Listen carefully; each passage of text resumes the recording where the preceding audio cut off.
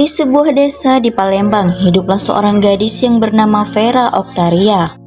Keseharian Vera yaitu bekerja di sebuah perusahaan besar yang berinisial I.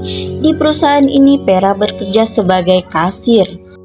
Di tempat lain ada seorang laki-laki yang berinisial DP, dan DP ini adalah salah satu oknum anggota yang baru lulus militer dan masih dalam tahap pendidikan. Vera dan DP sudah menjalin hubungan sedari mereka duduk di bangku SMP sehingga lulus sekolah. Namun setelah lulus sekolah, Vera dibawa ke kota Bengkulu oleh kakaknya dan tinggal di sana selama 3 tahun. Jadi pasangan ini pun akhirnya terpisah. Di tahun 2018, DP sempat menyusul dan memaksa ingin bertemu dengan Vera. Namun karena caranya yang kurang sopan, akhirnya keluarga Vera mengusirnya. Pada tahun 2019, Vera kembali ke kota Palembang untuk tinggal bersama ibunya. Prada DP adalah siswa pendidikan kejuruan Tamtama Infanteri di Resimen Induk Kodam II Sriwijaya, di mana ia baru lulus menjadi anggota TNI dan dilantik pada tahun 2018 dan masih dalam tahap pendidikan. Dalam catatan pendidikan 2018 tidak ada masalah dan tidak ada catatan yang buruk untuk Prada DP. Namun, sejak bulan Mei 2019, Prada DP mulai beberapa kali kabur dari pendidikannya. Prada DP dan Vera berpacaran sudah sangat lama. Diketahui saat menjalani hubungan, Prada DP sering berbuat kasar hingga main tangan. Tak hanya itu, Prada DP juga sangat cemburuan dan posesif.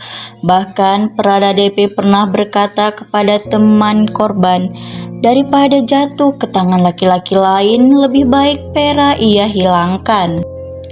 Pada tanggal 18 Mei 2019, Prada DP menuju ke Palembang untuk mendatangi kekasihnya Vera. Ia menjemput Vera di toko tempat Vera bekerja. Dengan masih menggunakan seragam toko, Vera membonceng terdakwa menggunakan motor menuju arah jembatan Ampera. Dari sana, Prada DP lalu membawa Vera Oktaria sampai keluar kota Palembang. Perhentian pertama di Betung Banyu Asin, sekitar 60 km dari kota Palembang. Sekitar pukul 1, Vera Oktaria beristirahat makan sahur di Betung. Selesai makan sahur, Vera Oktaria mengajak Prada DP pulang. Namun ia menolak dan mengajak Vera untuk melanjutkan perjalanan ke arah Sungai Lilin. Namun sesampainya di Sungai Lilin, Prada DP mengaku lupa di mana rumah bibinya itu. Dan akhirnya Prada DP mengajak Vera untuk masuk ke penginapan yang terdekat. Sesampainya di penginapan, mereka berdua sempat melakukan hubungan intim. Tak lama kemudian terjadi keributan antara mereka berdua, di mana keduanya saling memperebutkan handphone milik Vera. Hal itu dilatari dari keinginan Prada DP untuk memeriksa handphone milik Vera. Pada akhirnya Prada DP pun bisa mengambil handphone milik Vera, tapi setelah 3 kali mencoba, nomor kode handphone milik Vera tidak bisa dibuka. Kemarahan Prada DP memuncak saat Vera membentak dan mengatakan bahwa dirinya sudah hamil 2 bulan. Tidak berpikir panjang, kemudian Prada DP menjambak rambut dan membenturkan kepala Vera di dinding sebanyak 3 kali sampai Vera lemas. Setelah itu, Prada DP menutup wajah Vera dengan 2 bantal serta tangan kirinya meleher Vera. Setelah 5 menit, akhirnya Vera pun meninggal dunia. Usai Vera meninggal, Prada DP pun bingung bagaimana cara untuk menghilangkan jejaknya.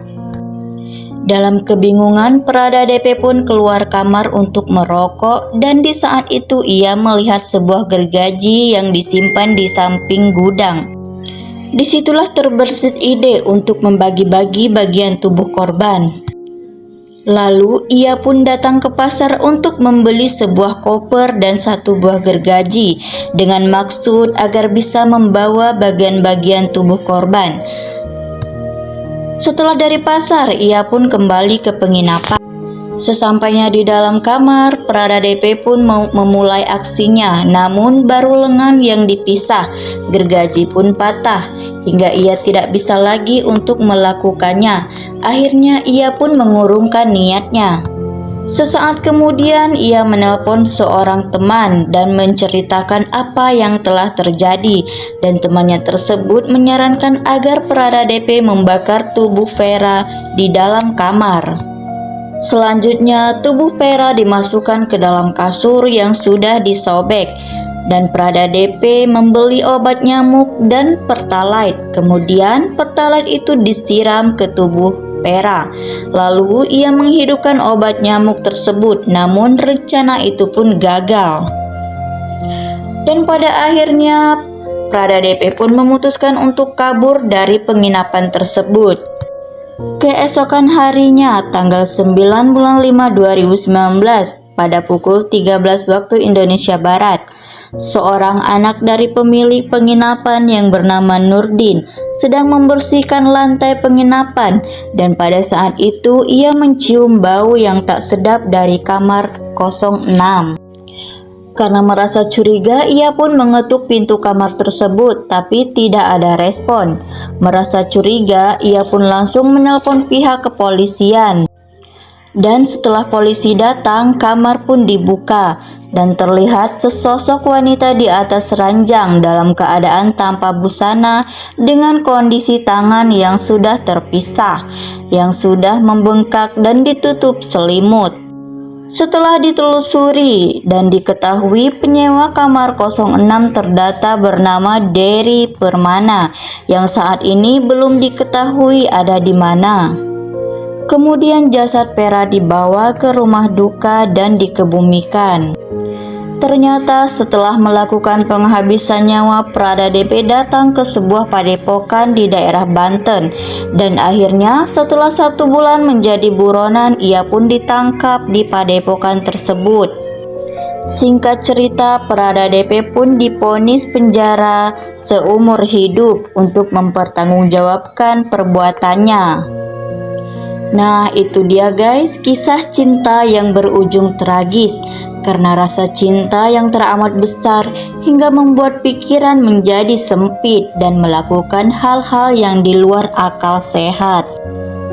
Gimana menurut kalian guys? Silahkan komen di bawah dan jangan lupa bantu subscribe ya, agar Mimin lebih semangat uploadnya. Sampai jumpa di cerita-cerita selanjutnya.